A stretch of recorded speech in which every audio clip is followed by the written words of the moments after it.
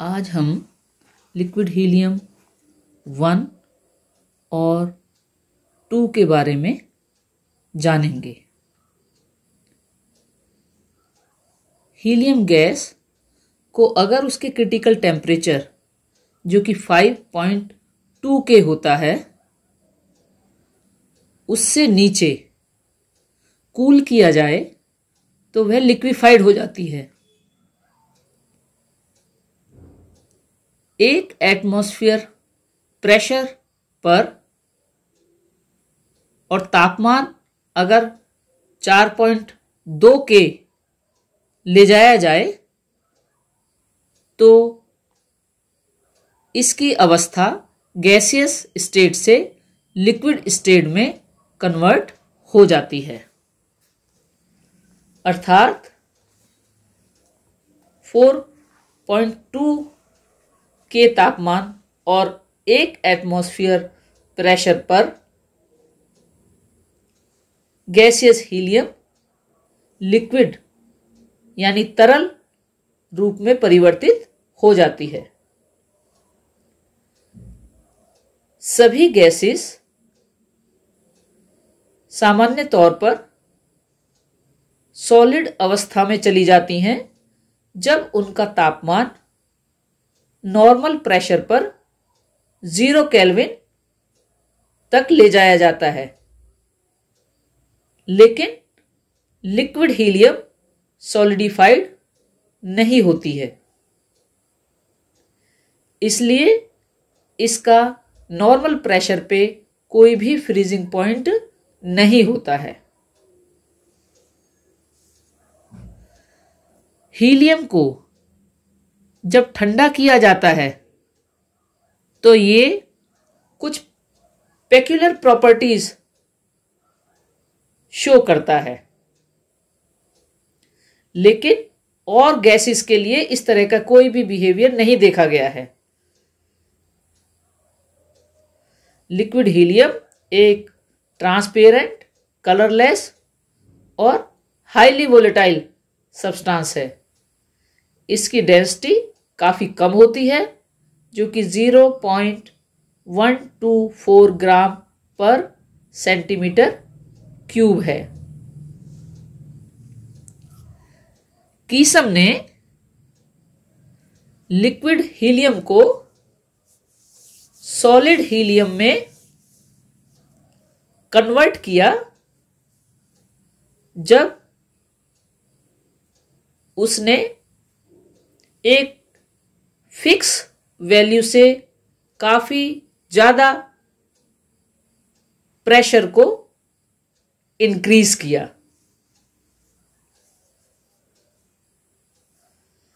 Liquid helium को अगर 1.1 kelvin तापमान पर 23 एटमॉस्फेयर प्रेशर पर सब्जेक्ट किया जाए तो वो सॉलिडिफाइड हो जाती है। इसी तरह से अगर तापमान 4.2 केल्विन है तो लिक्विड हीलियम को सॉलिडिफाई करने के लिए प्रेशर को और भी ज्यादा इंक्रीज करना पड़ता है और 140 एटमॉस्फेयर प्रेशर पर जाकर के वो सॉलिडिफाई होती है। अर्थात नॉर्मल प्रेशर पर लिक्विड हीलियम सॉलिडिफाई नहीं हो पाती है। सॉलिड हीलियम भी एक ट्रांसपेरेंट, कलरलेस और हाईली वोलेटाइल सब्सटेंस है।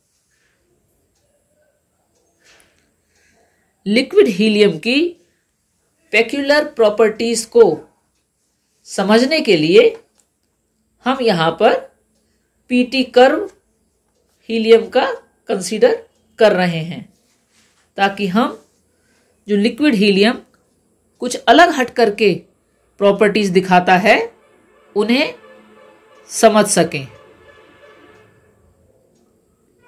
यह हमारे पास हीलियम का पीटी कर्व है या इसे आप फेज इंडिकेटर डायग्राम भी कह सकते हैं। इसमें जो नीचे वाला कर्व है जिसको कि BAC से दर्शाया गया है, वह बॉइलिंग पॉइंट के ऊपर प्रेशर का इफेक्ट दर्शाता है। ये कर्व क्रिटिकल पॉइंट C से स्टार्ट हो रहा है, जहां पर कि तापमान 5.2 केल्विन है और C पॉइंट पर प्रेशर 2.26 एटमॉस्फेयर है। और C से स्टार्ट होकर A से होता हुआ ये कर्व ओरिजिन की तरफ जा रहा है, जहां पर कि प्रेशर 0 और टेम्परेचर 0 K होगा। इस लाइन के नीचे हीलियम गैसियस अवस्था में है और इस लाइन के ऊपर हीलियम तरल अवस्था में है। इसलिए इस कर्व को लिक्विड वेपर फेज लाइन भी कहा जाता है। इस पीटी कर्व में जो दूसरा कर्व हमें दिखाई दे रहा है वह DEF द्वारा दर्शाया गया है और ये लिक्विड हीलियम का फ्रीजिंग पॉइंट के ऊपर प्रेशर का जो इफेक्ट है उसको दर्शाता है। इस कर्व को सॉलिड लिक्विड फेज लाइन या फ्यूजन कर्व भी कहा जाता है और इस कर्व से हमें यह पता चल रहा है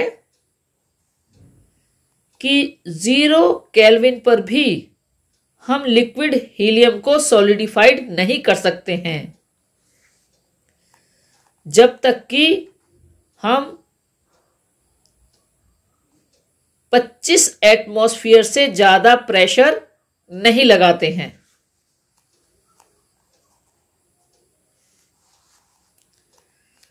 इस पीटी कर्व में और फेज इंडिकेटर डायग्राम में हम ये देख रहे हैं कि कर्व BAC एवं कर्व DEF कहीं भी मिल नहीं रहे हैं। इसका मतलब है कि हीलियम की तीनों अवस्थाएं solid, liquid and gaseous form को एग्जिस्ट नहीं करती हैं किसी भी तापमान पर। दूसरे शब्दों में हम यह भी कह सकते हैं कि लिक्विड हीलियम के लिए कोई भी ट्रिपल पॉइंट नहीं मिलता है हमें पीटी डायग्राम में।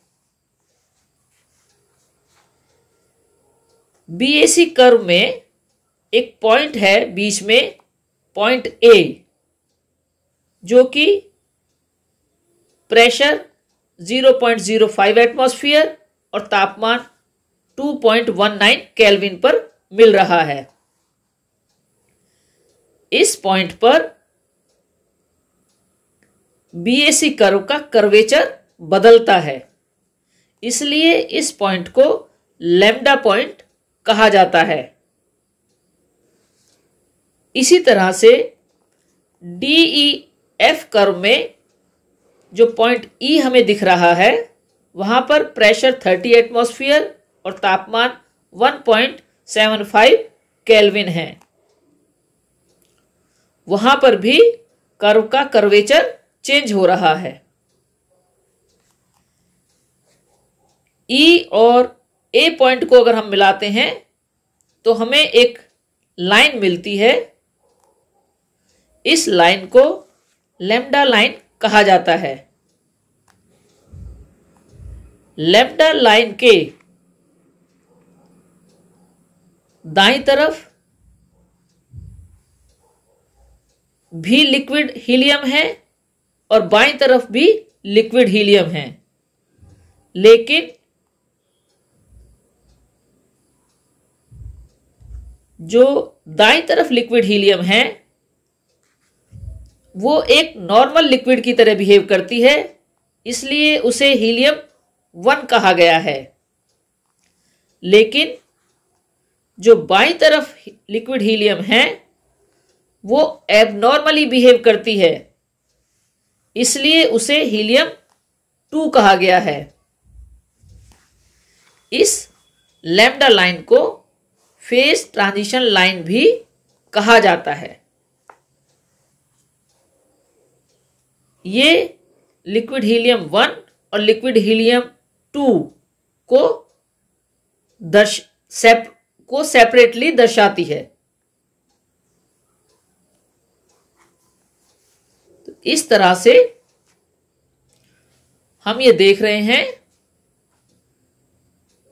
कि लिक्विड हीलियम एक पेक्यूलियर बिहेवियर शो करती है और 2 अवस्थाओं में हमें प्राप्त होती है, liquid helium 1 and liquid helium 2।